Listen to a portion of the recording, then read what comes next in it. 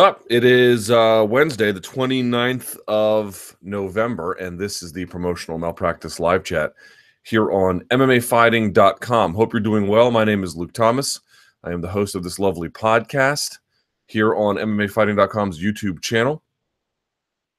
If you are just joining us for the first time or whatever, I don't know. I mean, I'm just going to tell you how it goes. About 90 minutes we go covering mostly topics in MMA. We occasionally get to some other stuff. So for about an hour and 15 minutes, I go off questions in the comment section where this window is embedded. In the last 15, I will get some from Twitter. You can follow me at LThomasNews, or I got something in my ear, or that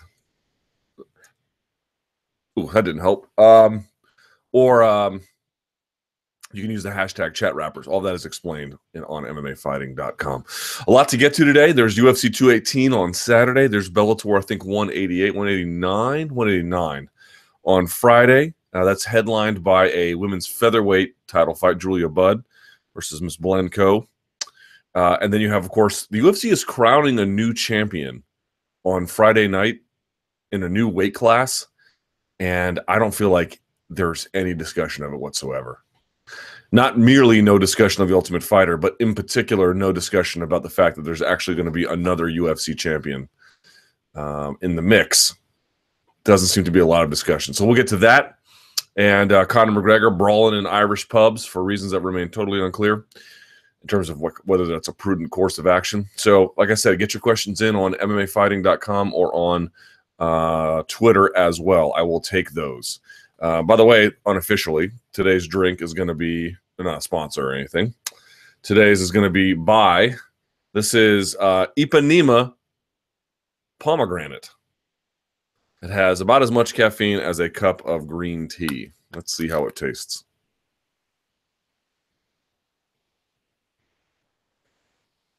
It's okay.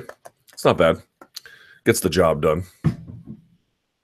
All right, housekeeping notes. One item. If you want to buy a Promotional Malpractice Live Chat t-shirt, they are on sale for 5 more days, and that is it.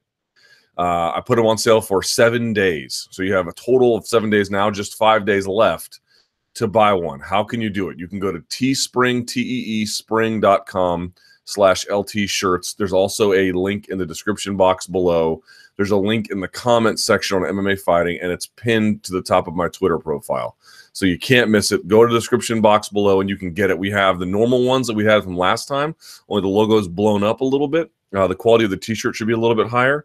You can get one in red. You can get a women's shirt. You can get a women's shirt in red. You can even get a hoodie. This will only be on sale for 5 more days, and that is it. I'm not going to bring them back anytime soon after that. I might make other shirts, but in particular, that one with that logo, the time is now. And as a matter of disclosure, I'll just tell you up front, the last set of t-shirts, and we sold a couple hundred of those went to charity. This will only be on sale, as I mentioned, for 5 more days. I'm not donating that money to charity. I'm going to give you 100% upfront with you. All of the money that goes to that is going to go to upgrade everything you see around you. It is a business investment, no more, no less. A lot of people have been suggesting that I get on Patreon and do things like that. I'm not ruling that out, but I don't really want to do that right now. I'm not really comfortable with that kind of arrangement. So if you want to buy a t-shirt, any of the proceeds that I get from that will be used. I've already started. I bought a brand new modem and router over the weekend that was not cheap, and I believe that will improve this connection. I tested the speeds, and it should be better. So that's just a beginning. There's actually a lot, obviously you can imagine, significantly more than that needs improvement around here. But if you would like to contribute in that direction, you can buy stickers, you can buy shirts, you can get it in before Christmas if you buy. That's what that is for. All right. It is a business investment. It is no more. It is no less. And I appreciate everyone who has already contributed. So there we go. All right. On to the questions. Let's do that now. Please.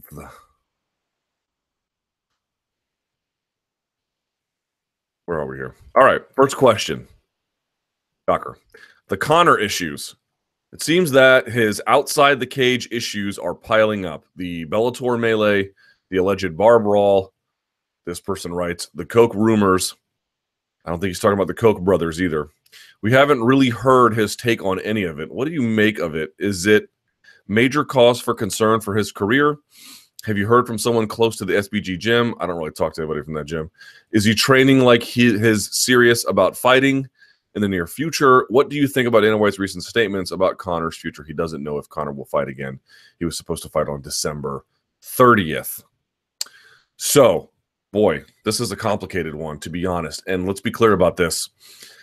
This is where it's actually really great to have. How do I explain this exactly? I mentioned this on my radio show yesterday. Let me see if I can see. Imagine. Think of it like this.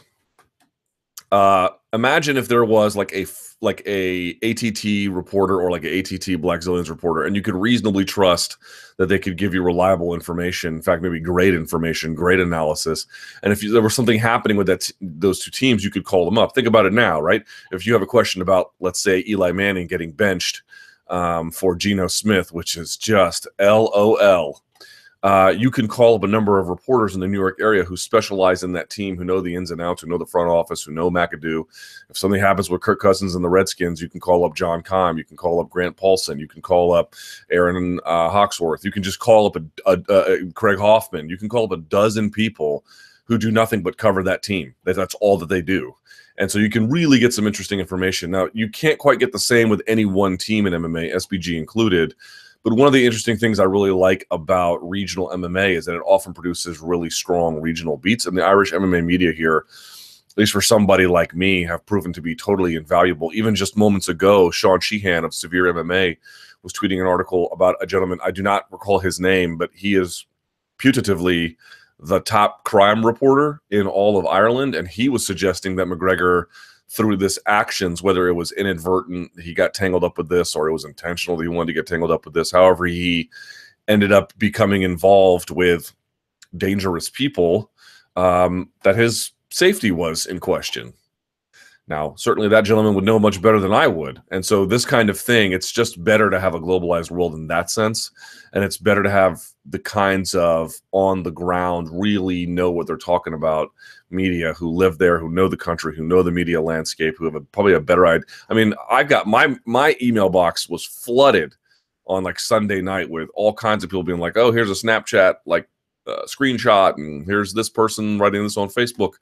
And there was no video of McGregor doing anything. So at first I was a little skeptical, but it appears to be at this point, it's still alleged, but the evidence seems to be a little bit more than circumstantial at this point. So my first recommendation to you would be, this question is probably going to be better answered by somebody over there. Pete C. Carroll on MMA Fighting Staff, Sean Sheehan. There's a lot of dudes, and I'm sure ladies as well, in that area. And that part of the world who are going to give you better information than I can. But from this side of the pond, for what it is worth in assessing this, I don't see how you don't have extraordinary alarm about it. I just don't. I don't understand how you can look at this and not be. I don't think you can be certain that everything has gone off the rails. But if you aren't at least considering that possibility, you're just you're doing that intentionally, not because you have good reason to. This is terrible. This is terrible. Even if there is no, well, first of all, if there's a threat to his safety, that is just, beyond serious, because that would mean there's probably a threat to his loved ones as well. And I certainly do not hope that is the case. Believe me, that would not be good for anyone. This is not the kind of situations we need or want or desire or look out for. Trust me. That would be very, very bad. So my hope is that this just dissolves and goes away, and then everyone kind of realizes we've got better things to do. What do you want to say about it? It seems to me a couple of things. Dana White saying that Conor may or may not fight again. He got 100 million. What's he really going to do? I think is an important thing to keep in the back of your mind. I know a lot of people want to discredit anything that comes out of Dana White's mouth these days. I'm not really as keen on that as I used to be. Certainly you have to take everything with a grain of salt, including that might be some kind of negotiating tactic, right, to get Conor to come back. If you're asking me to flip a coin, to pick a side anyway, do I think he comes back and fights? I certainly believe that he will. But look, man, I'm not going to speak about alleged drug use because I simply don't have really anything to go on other than nothing but rumor. But the Bellator melee we were witness to, And this bar brawl has enough legs where it's worthy of at least some examination. You know, my sense about this is that I'm not sure how to say this exactly. He seems to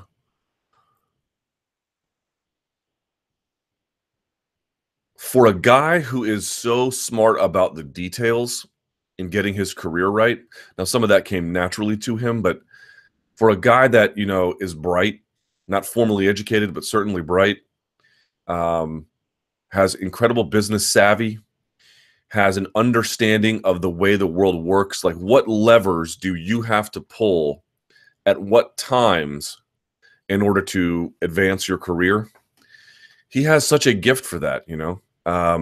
For a guy like that to be jeopardizing a future like that, which is what this behavior would ultimately imply, seems very much out of character.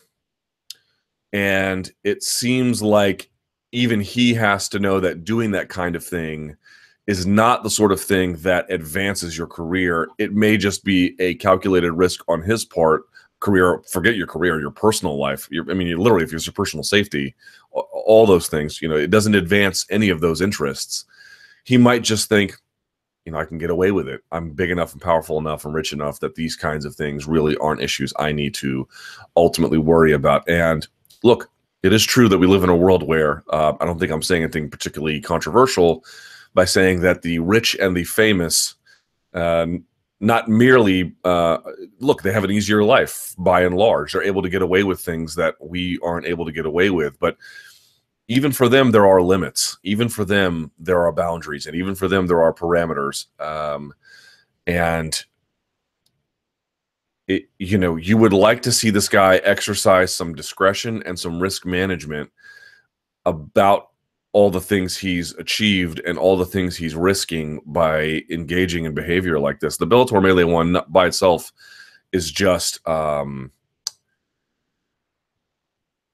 know, it's just unfortunate. I don't know that I could look to some long-term consequences by that itself, but in conjunction with the bar brawl, the alleged bar brawl anyway, number one, now you've got a pattern, and number two, you've got a pattern of escalation.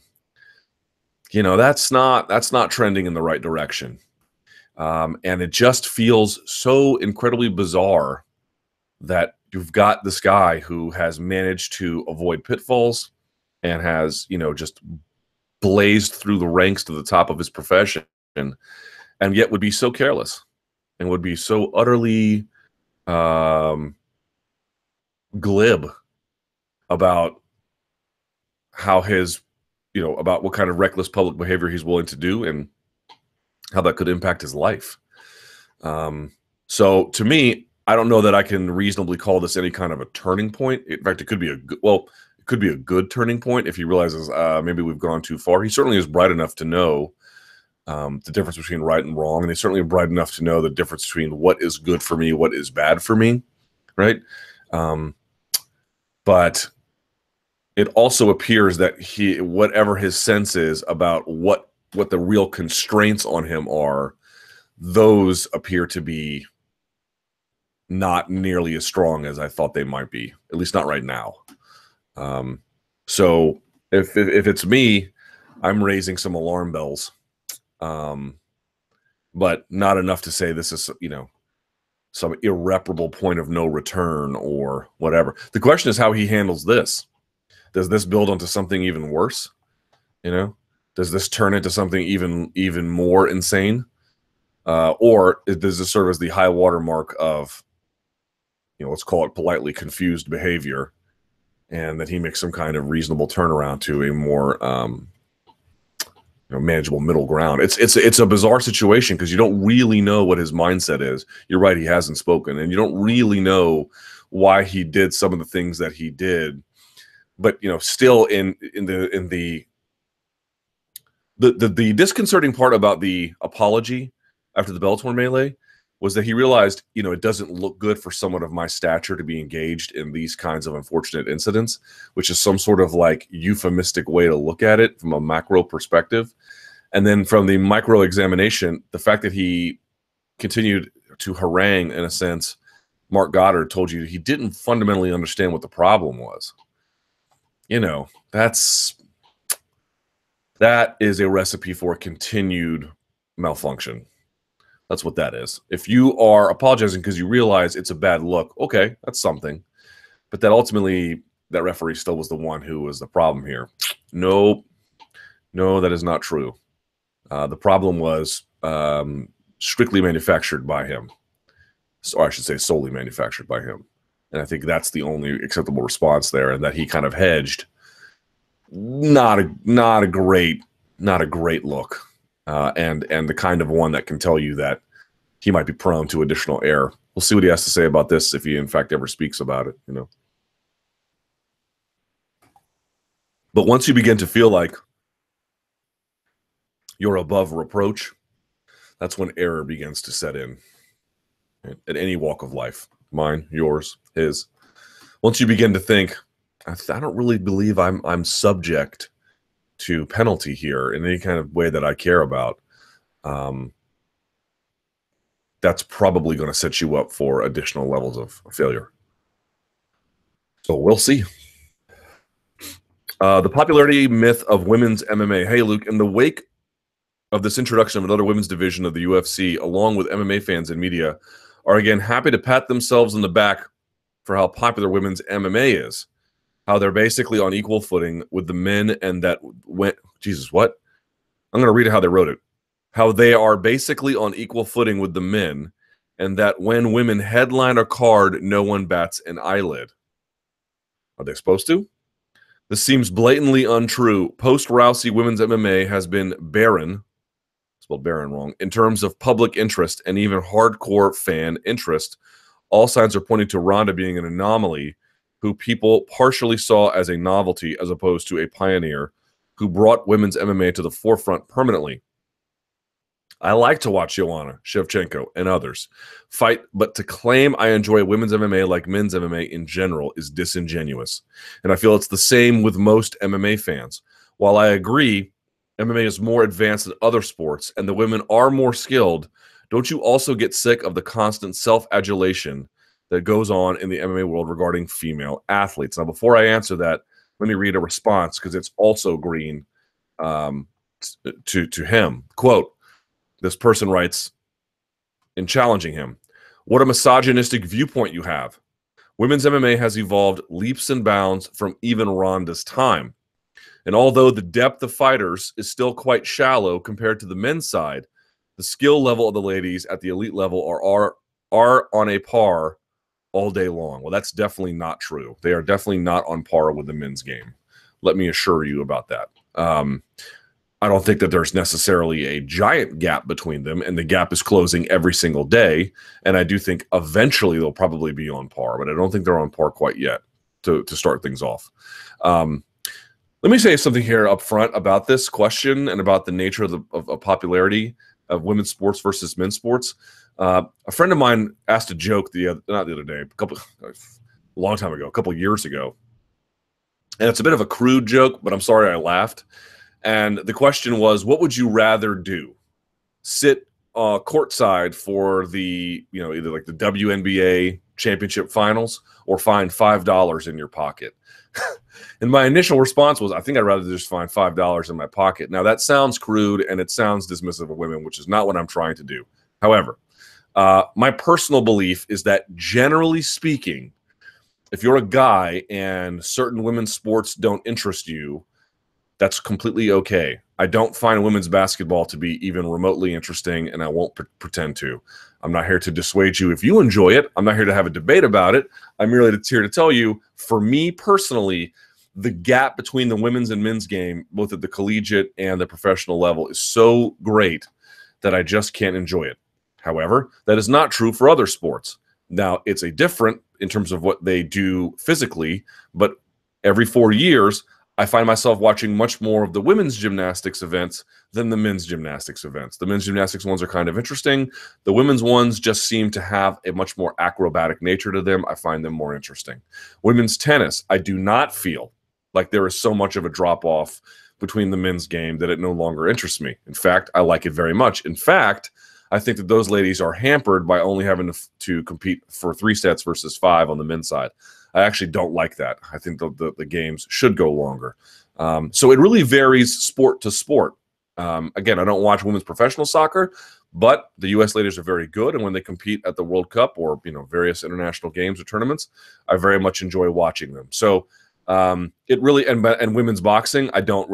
Clarissa Shields is a beast, but by and large, I don't find it particularly all that interesting. So I think you're perfectly allowed to say, without coming across as somebody who just naturally dislikes women or views them in some kind of subjugated or inferior roles in life, or that they should be in those roles, you can just say it's just not the same level of performance. I mean, the reason why you watch, like, why do we watch sports, right? For athletic excellence, and it comes in many, many, many, many different forms, and people are going to have many, many different tastes. But I do think you can carve out a space to say, hey, look, some women's sports to me are just not very interesting because the level of athletic play is not particularly, especially relative to the men's game, it's just not relatively high. And I think that's a perfectly defensible statement. Now, if you don't enjoy women's MMA, and this person does say that they like, he writes, I like Joanna Shevchenko and others that claim, but to claim that women's MMA is like men's MMA in general is disingenuous, and I feel the same with most MMA fans. Well, I don't know how most MMA fans feel. I mean, we can figure that out over time. But I guess what I would say is, number one, as I mentioned before, I think the games are still the level of performance in men's MMA versus women's is still. I mean, look, we're going to crown a 3rd weight class in women's MMA, at least for the UFC at the elite level, on Friday. That would give them 3 weight classes. On the men's side, you have, just in UFC, 125, 135, 145, 155, 170, 185, 205 at heavyweight. You've got 8 just on the men's side. It's a significantly deeper talent pool. And as I've mentioned before, heavyweight MMA looks very, very much not like flyweight MMA. Even middleweight MMA doesn't look a whole lot like lightweight MMA.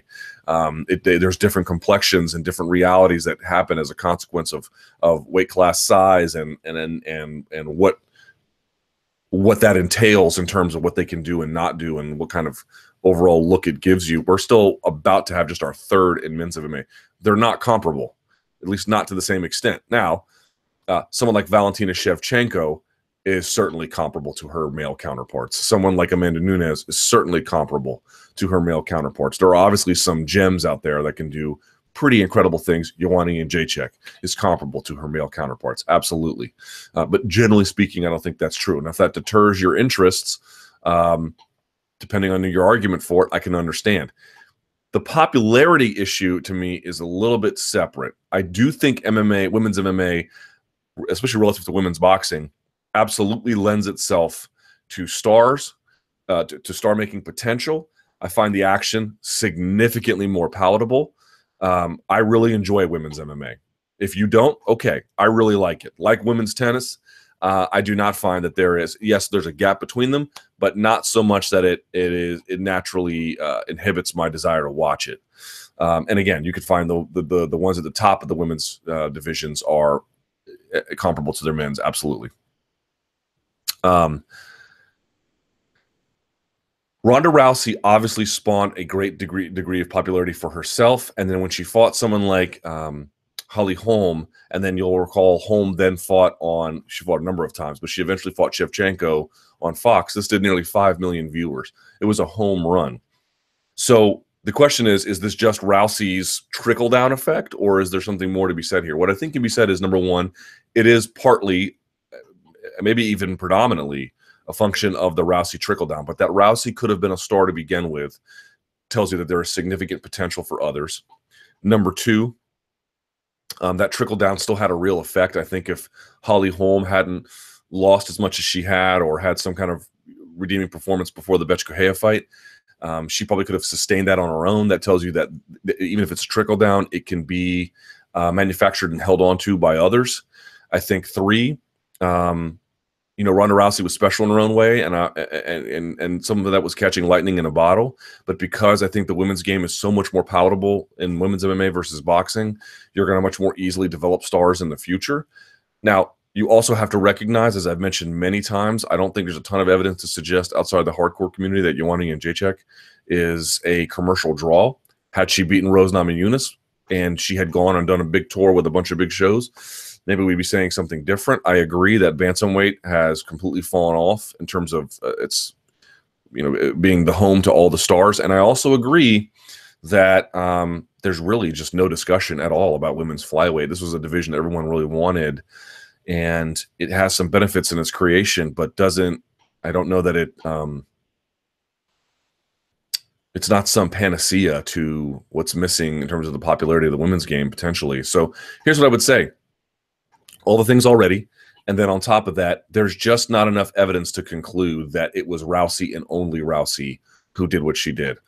We need to see other stars potentially emerge and see if they can emerge, what kind of numbers they can draw, what kind of interest there is. You've got a women's fight, Cyborg versus Holm, at the end of the year. Let's see what that kind of thing does. So I think it's very, very, very premature and probably not true that the women can't be stars like the men can. Maybe not as much because there's just not as many of them. There's only 3 divisions, but that it's impossible or, some kind of rare occurrence. No, I don't. I just don't find enough evidence to conclude that.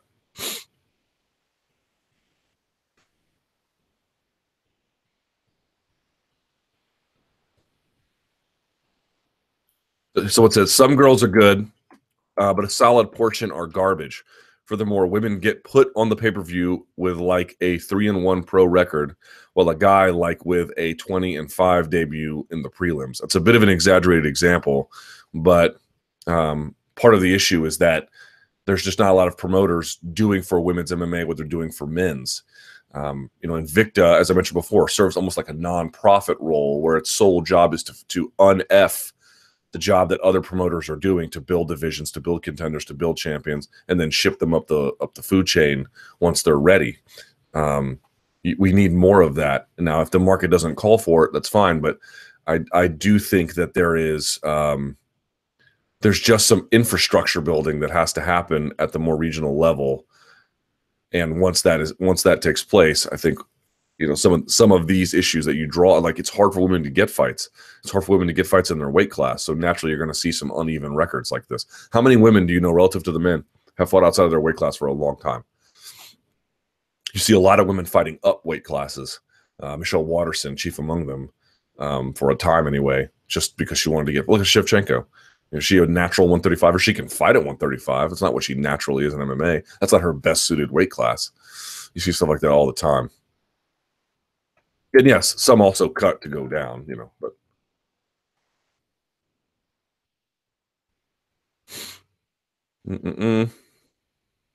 Someone says, I'm a woman who didn't really become a hardcore fan of the sport until women were accepted at the highest level. Feels like we belong now, whereas before we were just a prize awarded to the toughest guys. Remember when the camera would pan to Josh Koscheck in the stands and he would have 2 strippers on his arm? Or the Tito Ortiz, Jenna Jameson thing that got played up? When the only women in the octagon were ring girls, it just felt like a Spike TV thing, a niche. Men's interest entertainment product. So I actually think being fully inclusive to women has made the sport look more like a sport and ultimately brought in a new set of casuals and hardcore fans like myself. I think there's enormous evidence to show that industries grow when women become more accepted in them, and that's been no different in MMA. I would agree with that very much.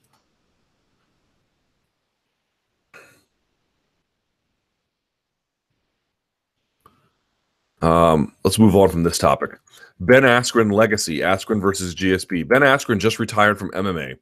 How would you sum up his legacy? Is it possible to do without wondering what could have been if he'd competed in the UFC? He actually opened up for the possibility of fighting GSP. Do you think it can happen? I certainly do not. How do you think that fight would have played out? Would a UFC title fight put him up with the GOAT welterweights? And someone notes that Dana White during the press scrum yesterday was just dismissive of Askren, which to me is just like, the most unbelievable thing. Truly, let's say something about this.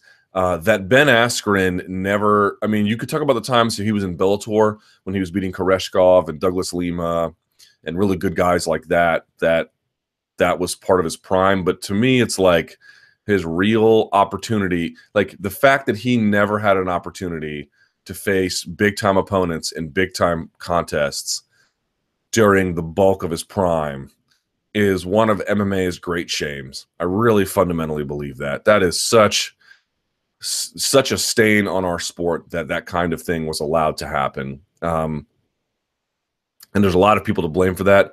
The UFC probably takes the overwhelming majority of it from my standpoint, but that is, we really need to have a moment to reflect on like how idiotic it is that this never happened in any kind of way that we really care about. I mean, how is it possible that we never got a Ben Askren Johnny Hendricks rematch when it mattered? How is it possible that we never got a chance to see him versus Rory McDonald? How is it possible? I mean, it's just against Wonderboy Tom. I mean, it just goes on and on and on and on. It's just insane. It's completely and totally insane, and truly a shameful moment for the sport, to put it mildly. That's number one. Number two, how would it go? I don't know. You know, I think a lot of people think GSP would wipe the floor with him, and maybe he would.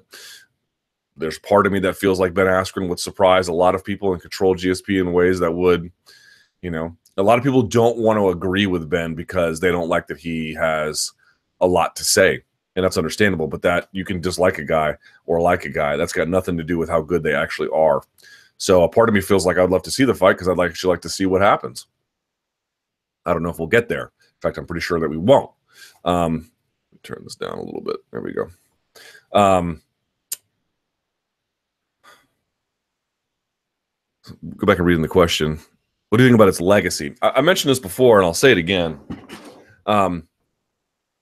There were a lot of people afterwards when his retirement was announced who were saying things like, well, you know, he played the game. You know, he went in there and he didn't take a lot of damage and he won a lot of fights. In fact, all the fights he had. And he got paid, you know, relatively speaking, a lot of money. And certainly we're all glad about that. I don't think anyone is saying it's a bad thing that a guy fought a bunch of people, beat them all up, and made a ton of cash doing it, and is going to go on. And he's already got the next chapter of his life set up and ready to rock. And I interviewed him when his retirement fight was announced, and he told me, like, I never really got into MMA with any major goals in mind. Like, I never set out to be a UFC champion of the world. I never set out to be, you know, I'm going to do X, I'm going to do Y. He just kind of thought to himself, I'm going to see how this goes. And so he saw how it went, and some of it he liked and some of it he didn't. But because he never set out something so specific in mind, I don't think he feels like he came up short in a way. But if you're asking me, and you are, to me, this is pretty simple. I have no problem with the guy taking the best opportunities for him relative to his interests. But as I mentioned, it is not merely a great shame that he was exiled in some ways, but it leaves unresolved these major questions of what the competitive outcomes would have been. It's a loss. It's a loss for the sport. It just is. I don't know how else you can say anything about it. You're talking about a guy who has the most pins in NCAA history, who was an Olympian, who went undefeated, who beat really good guys when he had a chance to face really good guys. Maybe he would have lost to Johnny Hendricks back before Hendricks went on this 1-5 skid. Maybe St. Pierre would have beaten the brakes off of him. But the fact that we never got a chance to answer that question is insane. It's completely insane. It cheats the sport. It cheats the consumer. Frankly, it cheats Askren. It cheats his opponent. If his opponent could have been put in a position to win, nobody wins. Nobody wins. I mean, if you have a petty grudge against Askren, I guess it wins. But you don't win, and I don't win, and Askren doesn't win. It's just terribly, terribly unfortunate. And I think both of those realities have to be acknowledged, even if it's the UFC that goaded him into potentially signing with them and ultimately changed their tune. I understand that they deserve some blame for that. I'm not blaming Askren necessarily at all. I'm merely saying it is highly regrettable that this is the situation that we're in, even if I understand he wanted to go make some money for himself. Man, my phone or my computer is burning energy. This computer, not good. Let's see what we can get rid of. All right. UFC 218 stories you feel deserve more attention. It looks to be a great night of fights. Aldo versus Bless 2. Ngannou's biggest test. Fight of the year candidate, Eddie versus Justin. What are you most excited about and why? Any of the storylines going to UFC 218 you feel deserve more attention? Someone goes, here's the card. Do you see any sleeper fights on the card? And what fight are you most personally looking forward to? So the card is as follows. Holloway versus Aldo 2. Overeem Ngannou. Henry Cejudo versus Sergio Pettis is totally slipping through the cracks. Alvarez versus Gaethje. I mean, guaranteed barn burner. Tisha Torres, Michelle Waterson. Then you go to the Fox Sports preliminary portion of the card. Charles Oliveira versus Paul Felder. Huge, huge fight. One at lightweight. I cannot wait to see this contest. I love elite, dangerous strikers against elite, dangerous, like quick submission grapplers as well, you know. Cowboy Alex Oliveira taking on Yancy Medeiros. That should just be a fun scrap. That'll be at welterweight, of course. David Tamer versus Drakkar Klose. Drakkar Klose doesn't get a lot of pub, but the dude fights well. Felice Herrig versus Courtney Casey. Courtney Casey coming off of that, you know, I don't know if it was an intent, it wasn't, maybe it was, but that smear job that on the Texas Commission where she was flagged for alleged PED use when that wasn't the case at all. She has been, by anybody with a reasonable degree of scientific understanding, totally exonerated. And the Texas Commission has not apologized or retracted what they've done, which is, you know. So, and in any case, I've often found her game to be highly offensive against Felice Herrig, who's made dramatic improvements. That one should be a lot of fun as well. He's back, Abdul Razak Al Hassan against Sabah Homasi. Al Hassan is an incredible athlete, needs to sort of tighten up some things, including how he expends energy, but boy, he's one to watch. Jeremy Kimmel versus Dominic Reyes. I don't have a strong feeling about. Justin Willis versus Alan Crowder. And then Amanda Cooper versus Angela Magana. Surprised she's still on the roster, but we'll see how that one goes. If you're asking me for storylines, I mentioned a couple before. The Courtney Casey fight opening up on Fox Sports 1 is highly interesting to me. Henry Cejudo versus Sergio Pettis, you know, very likely that person gets a title shot, which could complicate things for a potential Demetrius Johnson, TJ Dillashaw fight. So that's going to be one to watch. Let's see what the person says. Sergio Pettis has sort of quietly put together a really great resume. If he can get a finish over a guy like Cejudo, that would be one of the sort of missing pieces there. You already know what time it is with Overeem and Ngannou. Holloway versus Aldo. This is what I'm watching. Number one, this was kind of interesting, right? So if Aldo wins, I mean, are they going to do a third fight back-to-back? I don't know that they would. And even if they did, if you're Frankie Edgar, you got to be wondering what the hell you got to do anymore with your life. Because if Aldo is the champion, there's no chance that Edgar gets a title shot. And even then, they might do a third fight back-to-back. So then if you're Frankie Edgar, time is running out for you in your career, especially for title implications. You got to really step on the gas on this one. So he is probably like desperately hoping Max Holloway wins. And if Max Holloway wins, well, then the question becomes, what are you going to do if you're Jose Aldo? Because that means you fought the champion 2 times in a row, back-to-back. And if Holloway wins, and let's say he wins just as dominantly as he won the first one, and I know a lot of people are like, well, Aldo was winning the first one. I really don't believe that is an accurate reading. I mean, yes, you can say he had won the first round and was winning the second round as well. You know, that's a little bit debatable. But to me, it was the frog in the pot. When you put the frog in the pot and you turn the heat on, at first the frog's not going to feel anything. But ultimately, its fate is already sealed. You know what's going to happen. It's going to get boiled alive, and that's exactly what happened.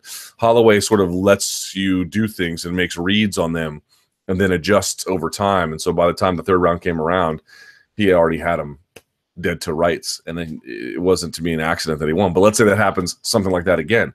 Now where are you? You're at a place where with Aldo, you lost back-to-back to the champion. What future do you have at that weight class anymore? Would that force him up to lightweight? Would that force him into retirement? What would it do? Huge, huge risk for Jose Aldo in getting this fight. If he wins, yes, it buys him a significant measure of redemption. If he loses, it really puts some existential questions in front of him and then reopens the door to Frankie Edgar. So if you're Holloway, I actually feel like, you know, not that a loss is great. That would be terrible, but he has time and ability to recover. Aldo, not much. And Frankie Edgar, if Aldo wins, even less. Very, very, very interesting storylines there for me.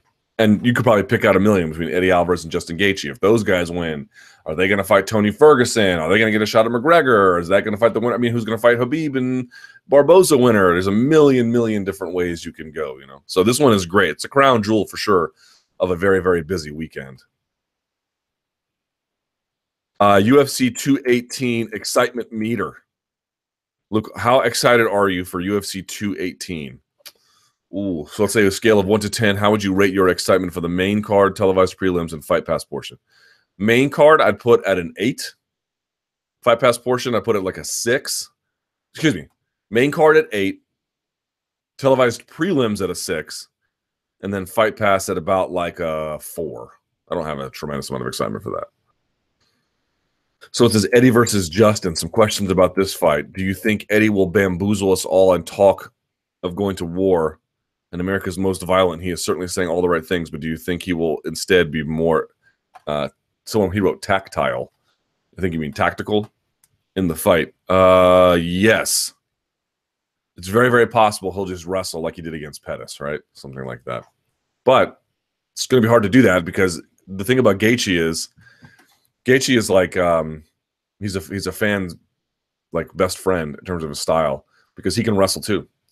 You know, he's not some guy who's just willing to go out there and brawl with you. He can brawl and has got great defensive wrestling, which makes brawling and will just take big risks and force guys into panic situations, you know.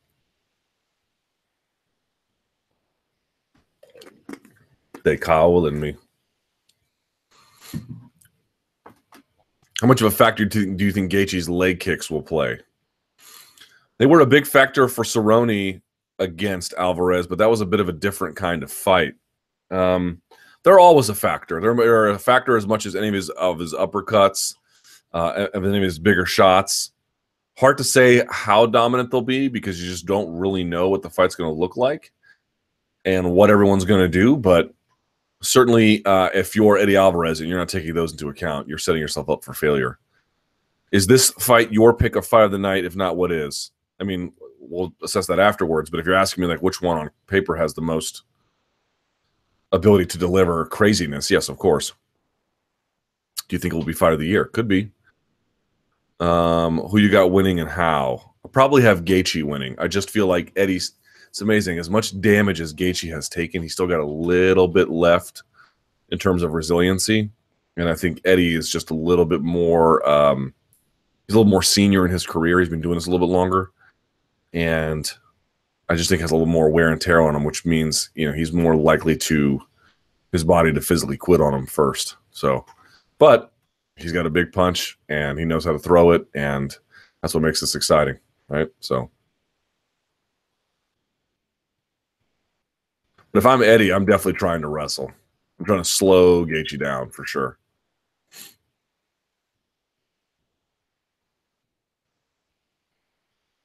Let's see.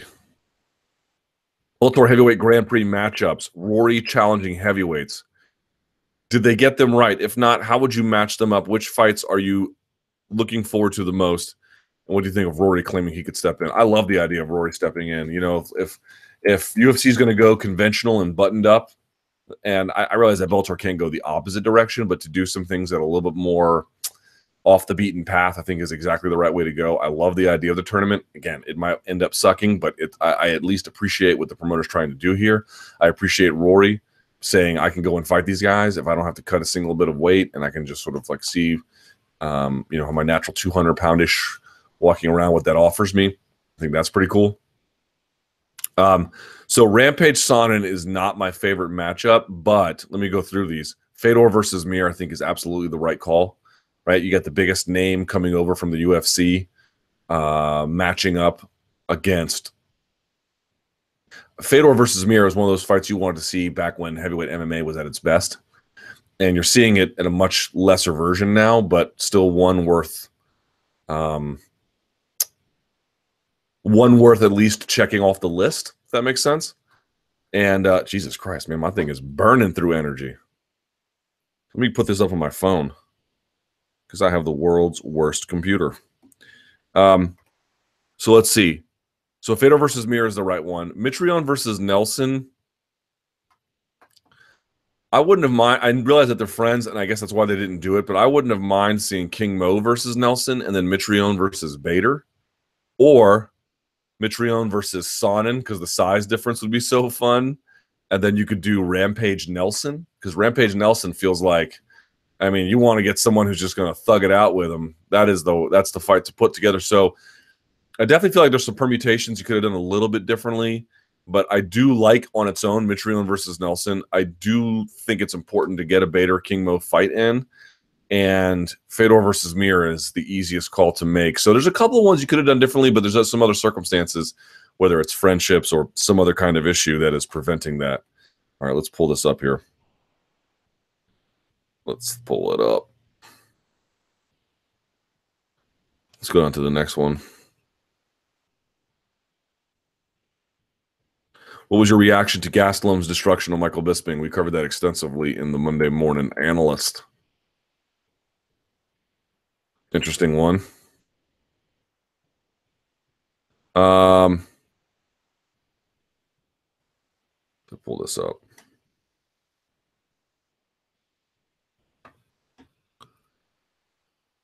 All right, let's see here. Sorry, y'all. I just want to make sure my computer dies on us.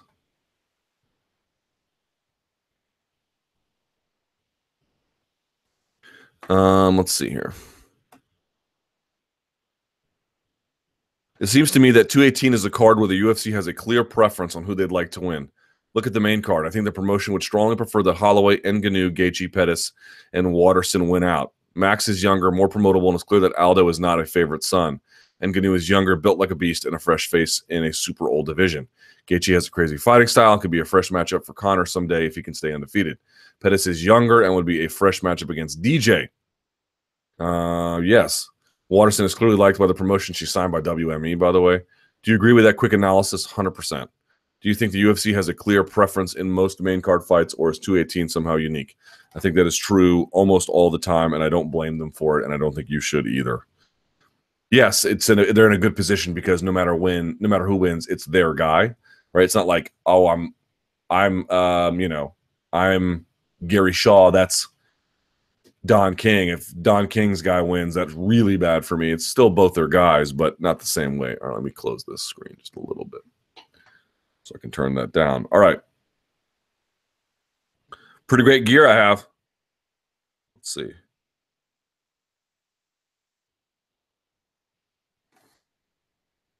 This way I can just read like this. Aldo's chances of getting the belt back. Luke, what chance do you give Aldo of defeating Holloway and getting his belt back this weekend? Are people right to expect him to get finished early again, or do you think he's got a better chance of winning than most people are giving him? Sub-question, is Aldo winning the belt perhaps the worst possible outcome as far as matchmaking is concerned? Holloway equals fresh matchups. Well, in the latter portion, quite clearly, yes. For the first one, look, I'm not going to make a super strong prediction about this because every time I feel like I have a strong prediction, it's like ends up going in the wrong direction. But I think here's what I would say. If past this prologue, I suspect that Holloway will win again, and probably within a similar time horizon. When you get rematch, that happens very quickly. Usually the person that wins the first time wins again. It's when the rematch is separated by a significant degree of time, so that the challenger has gone back and really worked on their craft, and they've beaten some other guys and things like that. Like there was a significant gap. I mean, if you go back and you watch the first Couture-Liddell fight, Couture smashed him. And then the second one couldn't do anything to him. And it's usually the ones who win the second one that end up winning the third one if they go that far. But to me, they fought at UFC 212. They're fighting at UFC 218 in an era where they're pumping out these every month. It's just not a lot of time between. So to me, it's possible, certainly, that kind of thing can happen. I just find it a little bit unlikely that kind of I just find it unlikely that he can make an. You're fighting a guy who's the king of making adjustments. How much can you transform your game to either delay or slow or stop that in the space between UFC 212 and UFC 218? Is it possible? Of course. You cannot count out a guy like Jose Aldo, first ballot Hall of Famer, right? But I think it's equally foolish to think that Holloway is going to be so easily tricked. If you're excellent at making reads, boy, that's a tough guy to beat. Very, very tough. White's response to Ferguson's claims. Wasn't this insane? Recently, Ferguson made noise about wanting McGregor either to defend the title he won over a year ago or vacate. But White's response was to chastise Ferguson, as this wasn't something that apparently concerned him. While it was a small thing, did that feel to you like a prime example of the apparent disconnect between the UFC execs and the fighters currently? I mean, if the interim champ can't make claims about the actual champion defending his title, who should?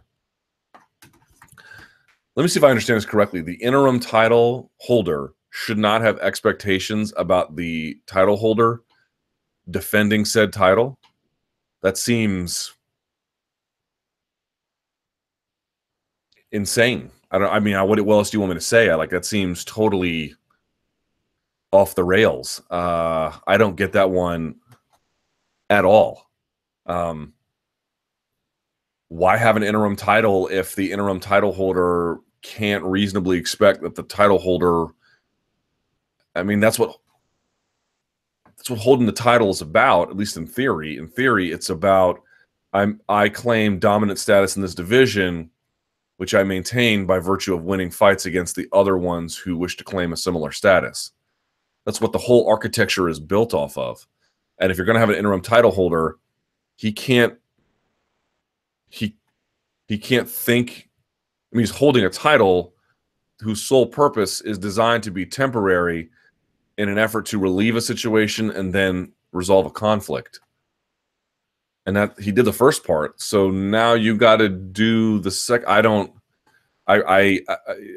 know why he's saying that. I mean, I guess there might be part of me that's thinking, well, he's strictly addressing Tony Ferguson as a draw. You know, you're not a draw. You don't have the ability to make these claims over the rest of us. Maybe that's it. I honestly don't know. Other than that, it's utterly nonsensical. Other than that, it defies logic and reason. It defies any real coherent explanation, other than it's some kind of power trip. I cannot fathom how he can possibly defend a statement as such as that. It's extraordinary and totally out to lunch. In the words of Dana Cormier, he's lunching. He's lunching. All right. Eli Manning getting benched. Luke, how do you feel about Giants quarterback Eli Manning getting benched for Geno Smith, no less? Is Giants management full of bigger donks than the Redskins management? Yeah, Giants with a J. They're the new Jets in New York. Very quickly about this, because actually there's an MMA tie-in. It's like, you're Eli Manning. You started for what, 13 years, 14 years, something consecutively in New York. And that means you didn't play not injured. You played injured, right? You didn't just get lucky for 14 years in a sport with a 100% injury rate. I mean, this is not possible. You played super banged up a bunch. You brought 2 rings to the organization when people maybe thought you couldn't have. You've been totally reliable. You have stayed out of trouble. He's not sending pictures of his genitalia to female reporters on the sidelines. He's not out there. And I don't have any issue with anybody who kneels, but he's not out there kneeling. You know what I mean? Like, he's doing everything he's supposed to do. And yes, his play has dropped off. And I guess subbing him out makes sense. But to be subbed out for a guy who has sort of universally been audited and is terrible in Geno Smith, who has way more career interceptions than touchdowns. I don't think he has a single season where he has played where he had more touchdowns or even equal amount of touchdowns to interceptions. It's always been the opposite. We saw what he did with the Jets. Absolutely terrible. And they've got this other kid, Webb, who they could bring in. I mean, even if Smith does well, he's on a 1-year deal, so he could just bounce. He's not going to do well, but even if he did, he could just bounce the year after. Here's my point. It does not matter what you do. It does not matter how successful you've been. When the end comes, many, if not most people, will forget exactly what you've done, why it matters, and you will go out of sports on your hands and knees. You consider somebody like St. Pierre, who went out, handed the welterweight title back, took 4 years off, comes back, and now has the middleweight title. Man, if I'm St. Pierre, I mean, I thought he shouldn't have come back, and he got back this fight. And so in that sense, I was wrong, and I have no problem admitting it. And so I'm hesitant to even say this, but there's a big part of me that's like, walk away, George. walk away. The longer you stick around, and I think he knows this. You know, if he goes and he has to fight Whitaker and he gets smoked, you know, I'm not going to say it ruins his legacy because that's not true, but, you know, that's not the way you want to go out. Imagine if you walked out this way. It just comes back one fight, gets a big fat paycheck, hands back the title twice. Otherwise, you're going to get proverbial, Jesus, I can't say the word today. This comes from proverb. Proverbially, I guess that's the word. Jesus, I can't say it. You're going to get, metaphorically anyway, benched for Geno Smith. That is the future that awaits all of them. And it is a sad, sad day. Sad day. I felt legitimate, heartfelt sorrow for Eli Manning. He might be a mouth-breathing idiot, but he's a loyal mouth-breathing idiot, and he brought them 2 rings. And that is not nothing.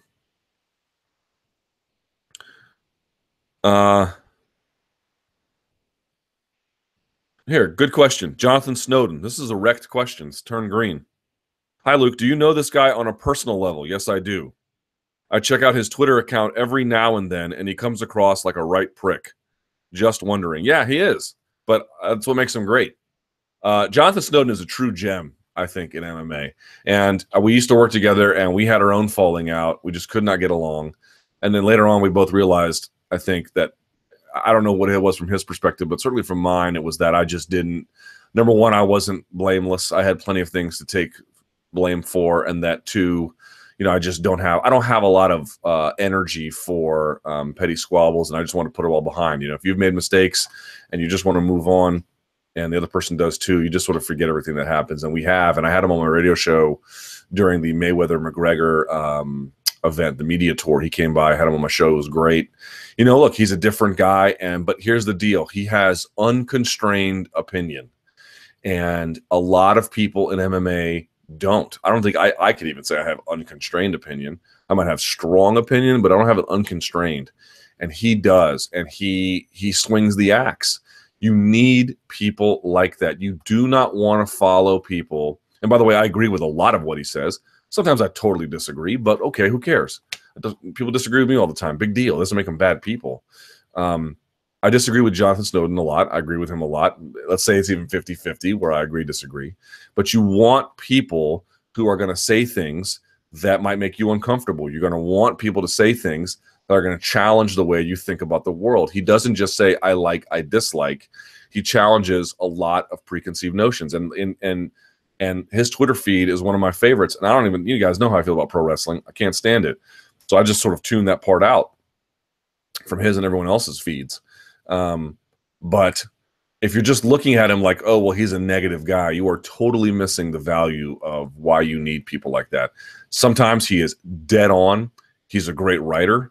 He does good features. And what we need to foster in MMA is so weird where everyone's like, we got to be tough. Who's the toughest? Who's the strongest? Who's the strongest? And everyone is so sensitive about words. I've really never kind of understood it. And I know I've advocated for, you know, yeah, maybe don't use anti-gay slurs in a corporate environment. It's probably not good down the line. And I know people have pushed back against that, but these are the same people who are mad at what Jonathan Snowden says. You know, who's being weak and deterred by language now? You should not be deterred by people like that. Number one, he's right a lot. And number two, okay, so he says things that make you uncomfortable. He says things you don't like. Good. Cherish things like that. Have him challenge your worldview. Have him say things that make you get to the core of what you believe. And maybe you ultimately still don't agree, but at least you have people reinforcing things. And there's a lot of groupthink out there, and there's a lot of people who toe company lines, and he ain't one of them. So you should cherish somebody like that, not think, oh, well, he's negative a lot. So what? Maybe being negative a lot right now is totally called for. Maybe he doesn't want to coddle anybody. Maybe he doesn't want to say things to you that you want to hear. So what? Deal with it, you know?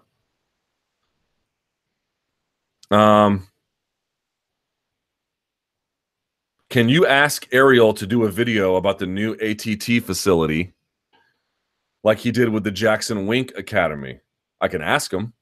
I don't have any control over that, but I can ask him. Is there any indication the UFC will get better gloves in the near future? I talked about this recently. How much can you bench? I am sub 400 on my bench. How about that? I think I'm going to be sub 400 for a while. Man, I did bench. It's funny. I did bench yesterday. I have to warm up 30 minutes. I have to warm up 30 minutes to do 45 minutes of benching. My shoulder is just boned. Everyone knows I got the surgery on this one. I did all the rehab I was supposed to do. I did it exactly right. I had one of the best surgeons in the area. I mean, nothing to complain about. And I can still bench as much as I want to in terms of frequency. But Jesus, man, it is laborious. It is laborious to get that thing going. Golly, take care of your shoulders. Do not flare your elbows, man. Keep those jokers close to your lats when you bench, because otherwise you're going to be an idiot like me, and you're up there doing warm-ups with cables, not cable flies, but not cables, but like the rubber band things, the bands, to 40 minutes of that just to get just so you can start actually lifting. I got to do at least three warm-up sets after all the stretching and all the cardio I have to start the day. I mean, it's just a friggin' nightmare to bench. And then, I can't even get into it. It's just god awful.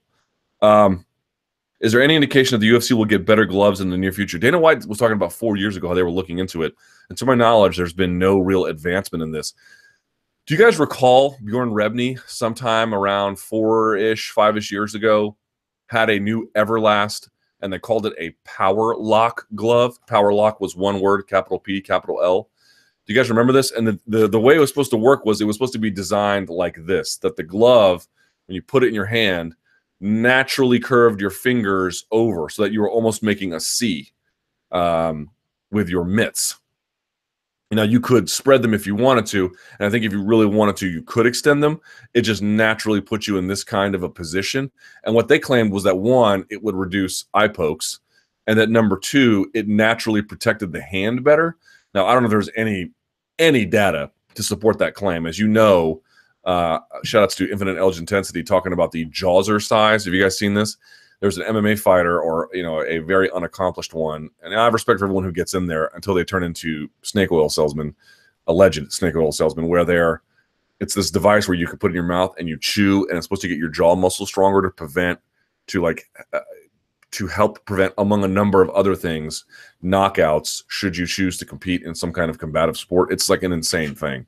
In any case, where the hell am I going with this?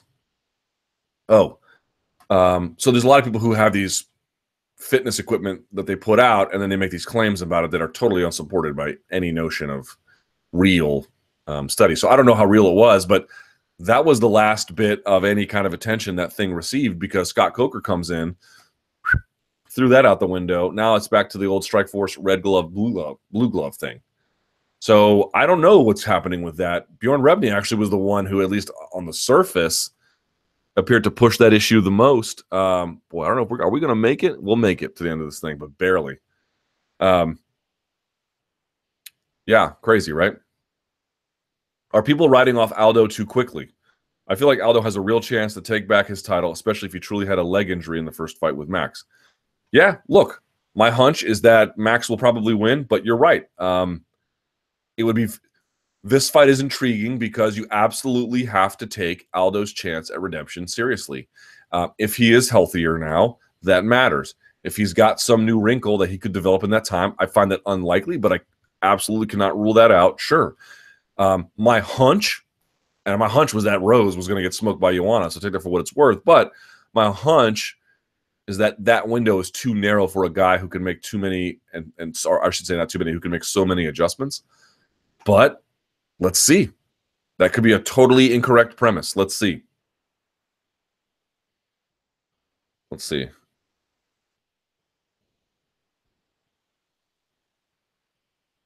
True or false? GSP's next fight is at middleweight, if he fights. True. Bisping's next fight isn't his last. No, that's definitely false. His next fight is for sure his last. Nate Diaz returns to the UFC before Conor McGregor. False. UFC 218 is far better in paper than UFC 219. True. Holloway beats Aldo. I think true. And Ngannou beats Overeem. You think true, right? I mean, I don't know how you guys feel, but my hunch is that's true. But Overeem's clever. He's clever. With the TV deal reportedly not going according to plan, WME IMG are regretting buying the UFC. They wouldn't admit it publicly.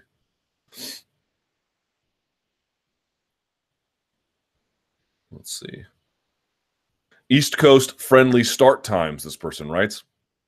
With the UFC seemingly losing leverage in the TV deal negotiations, do you see them conceding on start times so the cards can be more East Coast friendly?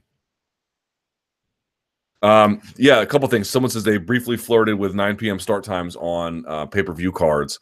That had the reason why they did that and then ultimately backed off of it was that it dramatically undercut their West Coast audience's ability to watch. Right, so you want to have a late enough start time so that's not too late for the East Coast, but not too early for the West Coast. And they tried 9, and I guess they didn't like the results. So, I mean, I got 13% left on my battery and counting. So we'll see how this goes. So that's why they ultimately abandoned it. So here's what I would say. Do I think they can start earlier? Maybe, but probably not. Probably not. What I think that they might be able to do is have shorter cards. Now, this is going to be, if they're going to stay on Fox Sports 1, I guess Fox Sports 1 is just committed to ruining the viewer experience for, forever. I mean, they really just don't care how much it is torture to watch their cards. They're going to pack in as much ad inventory as they can in those things. We have all complained. They know we've complained. They know we hate it. They still don't care. So take that into consideration in terms of your viewing consumption habits. But when they were on FX briefly, they did 4-fight main cards. And they would either start at 9 or 10, sometimes 9. And you'd be done by 11, 11:30. That's what I would like. I don't need 75,000 fights on a Saturday night. I just don't. Bellator, to me, gets that part right. They get 4 fights. If they got a big card, they'll put on 5.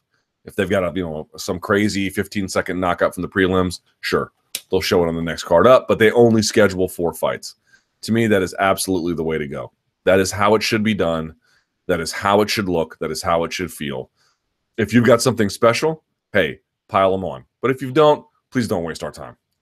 And I don't know that I'm going to be, listened to very much, but you're asking me what my preference is. That's my preference. At least that's what I would hope that if they diversify how they hand out their content so that some of it goes on Fox Sports, well, we're probably just screwed. But if they give some to ESPN, they give some to Turner, NBC, whoever, please, for the love of Jesus Christ, start, if you can, earlier at it. Either way, I don't need 6 fights. 4 if it's normal, 5 if it's great.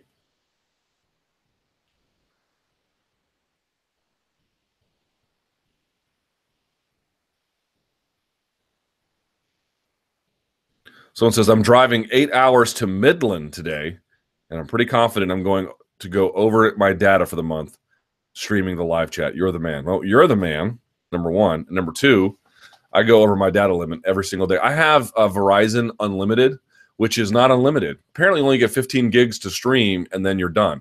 And you might say, well, Luke, who needs to stream 15 gigs worth of data each month? I do, because I travel back and forth to New York so frequently. The internet on the train, here's how my Thursday works. I get up at 5 or 5:30, right? I shower. I make a little food. I walk the dogs. I come back. I leave. I have to be at Union Station by about 7:30-ish. Then I get on a train at about 8:10.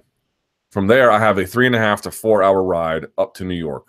The train's internet is garbage. I cannot rely upon it. So I have to tether. That includes uploading videos and photos. That includes streaming, potentially. So there's a lot. Then I go and do my whole day. I go down from Penn Station to the Wall Street area where the Vox Media offices are.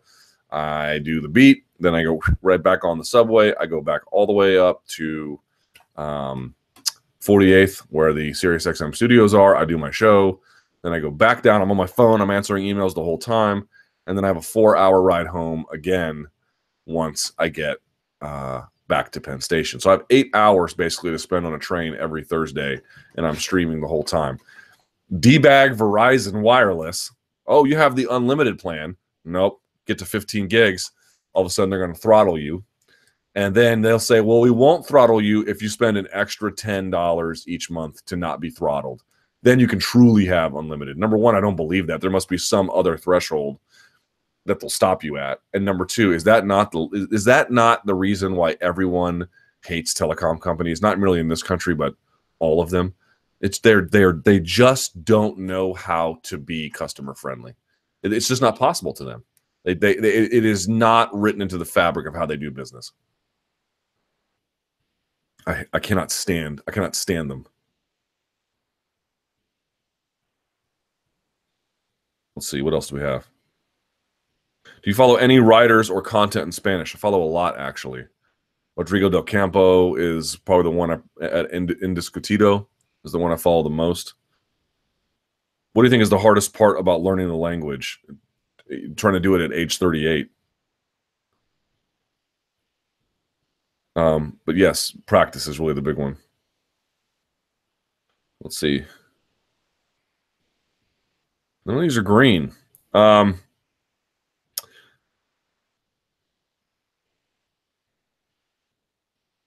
I've heard discussions recently on the podcast and the MMA beat regarding what's acceptable when it comes to trash talk. But one aspect that I haven't heard brought up is PED accusations. Two recent examples have been Cody Garbrandt's claims against Dillashaw and Derek Brunson's barbs on social media towards Bohashinya.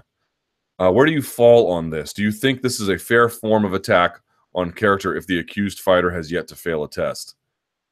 Well, first of all, I find it mostly so-and-so's on steroids, or this guy's on steroids. I don't care about the accusation at all, number one. Number two, I will say depending on your perspective, there's a positive and a negative to it. On the one hand, if you really care about anti-doping, it is actually true that colleagues browbeating each other and policing the ranks can have an effect on deterrence. It can actually help a little bit. Now, how much, we don't really know. As you know, USADA likes to say, hey, we talk to the fighters. We hear great things. They never really provide any data at all about how much deterrence that they're responsible for. And I realize that that data is hard to come by, but I don't know any other organization that claims to have such a basis in science and yet be unable to produce any real data that shows they're having any measurable effect. Finding less adverse analytical findings does not tell you why you're finding less adverse analytical findings. So I always find that a hilarious contradiction of their organization. But the other part is that kind of thing presumably can offer some measure of deterrence. On the other hand, the more everyone tosses it around, the less impactful it becomes. So bit of a double-edged sword there. It is past 2:15. Let's see how much battery life I've got left. Nah, not a lot. Let's go to the Twitter machine, see what we can dig up here. I'm at L Thomas News on Twitter, and you can use the hashtag chat wrappers, and I will read your lovely, lovely questions. All right, let's see. What do we have? Bum, bada, bum, bum. All right.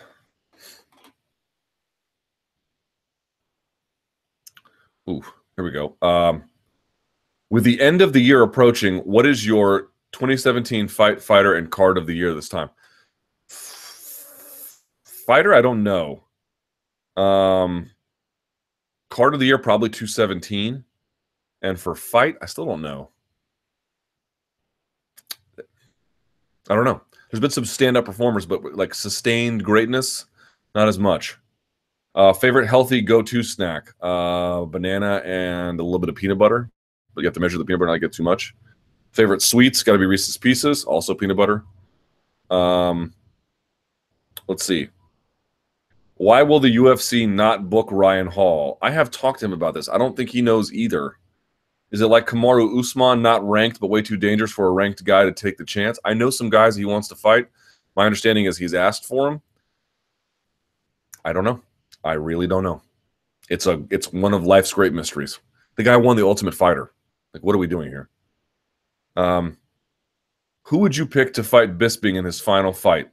I wouldn't want to risk a contender, so I'd maybe go with somebody like Marquardt. What say you? Assuming you could do it, the Vitor fight makes the most sense to me.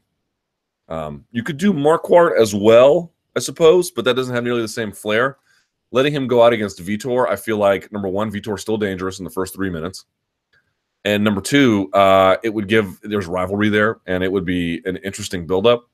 I don't know if Vitor would want something like that, or if he can even take it, given his schedule. But that is sort of like, I mean, the Romero fight at this point. I mean, if he hadn't, okay, here's what I would say: if he hadn't taken that gas in the fight and gotten starched, I would say the Romero fight would be fine. But like, January, February, March, you're going to fight in March, and it's already, we're going to be in December here in like a couple of days. It just feels gratuitous to me, to be perfectly honest. True or false? Eric Spicely submits Mearshart at the TUF finale. I'll say true. Let's see.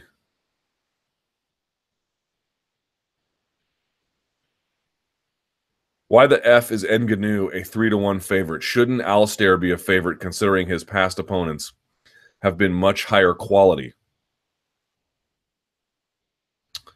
Yeah, but there's a lot of hype behind Ngannou. They're making like like contender specials about him on YouTube. The UFC is. I think there's a lot of hope and hype around him. So, and I also think that, look, Alistair is way more clever as a striker, but the raw brutality of what a guy like Ngannou can do at a weight class where raw brutality is much more easily rewarded. I think it gives people a lot of reason to think that he's going to win. But, if you have skepticism about that, I can understand it, believe me.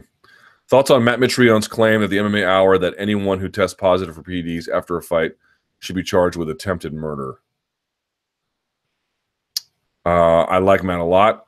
I saw him in an airport a couple of events ago. We had a nice little chat, but no, I certainly do not agree. As Mayhem Miller is in trouble with the law again, thoughts on his career? Also, could we see him in KSW Horizon fighting at light heavyweight in 2018? I certainly hope not, unless he has really found proper medical help for all that ails him, to be quite honest.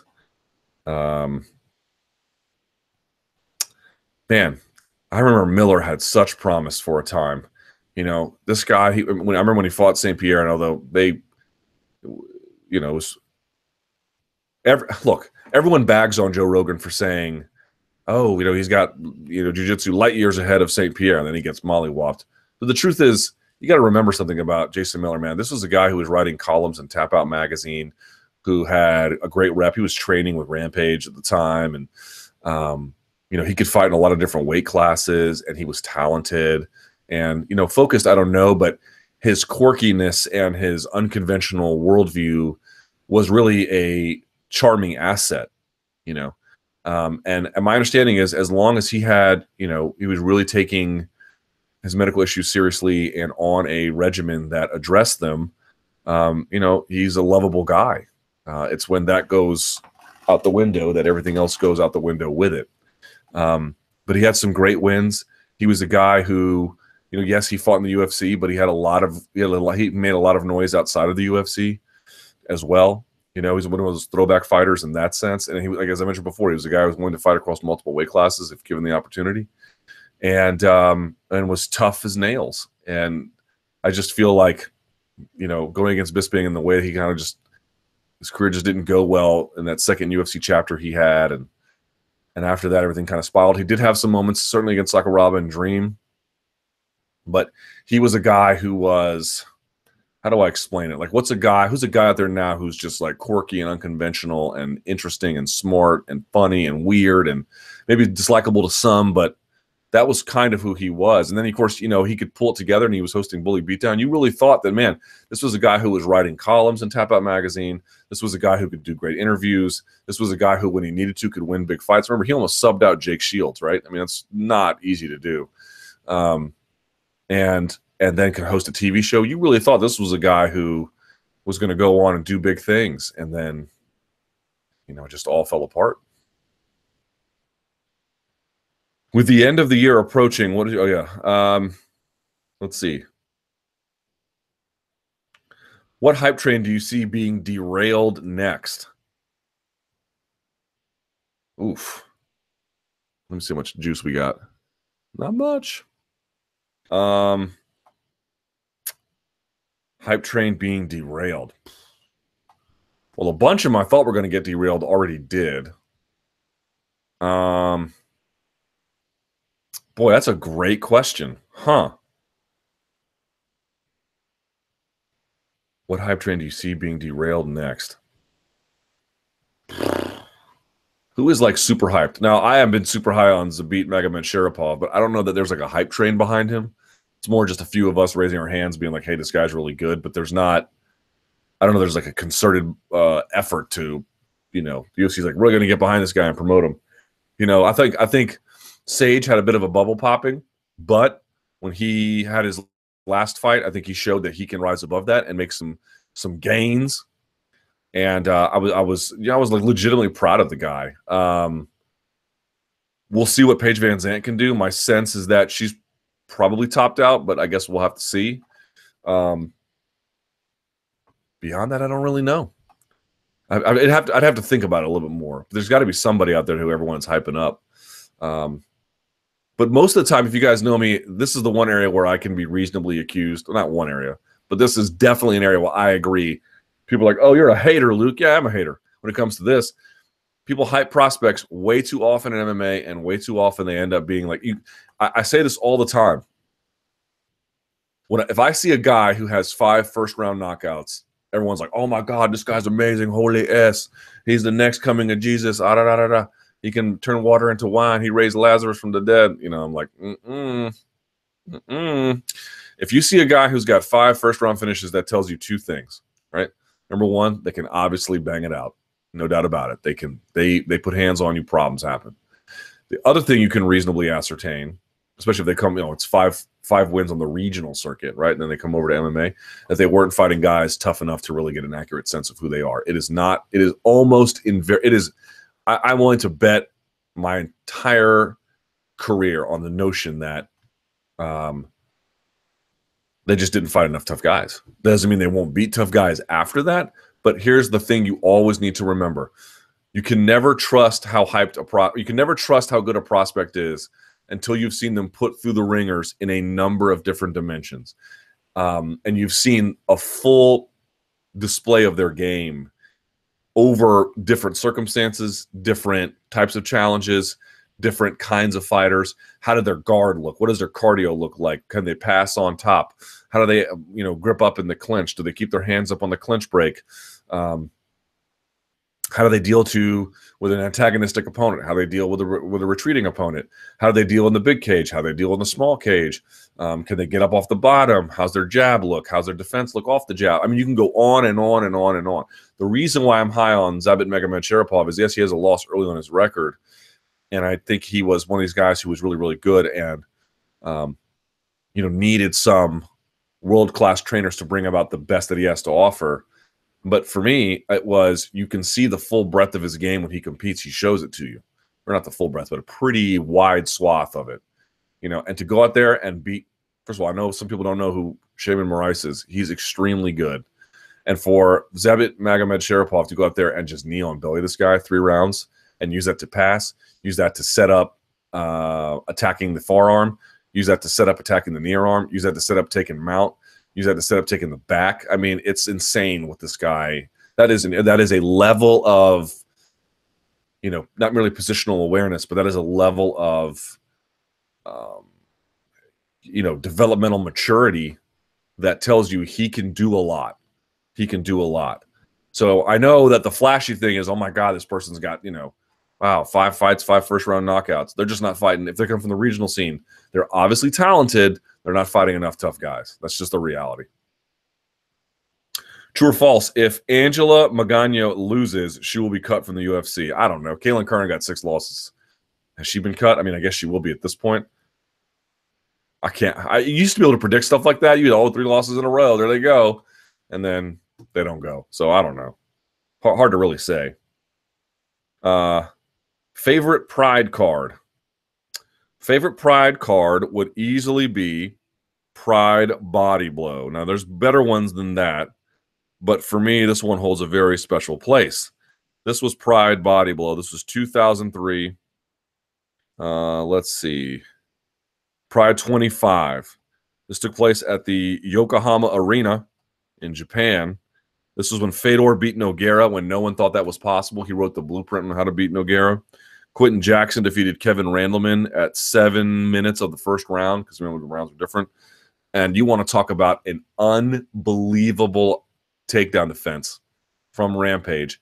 Vicious ground and pound without elbows. Incredible. Elvis Shembri defeating Sakuraba was sort of one of the famous wins of not only his career, but one of the famous upsets at the time in Pride history. Dan Henderson just ragdolling Shungo Oyama. Anderson Silva icing Carlos Newton. I mean, you have to see the face Carlos Newton makes after Silva hits him with a knee. It's just ridiculous.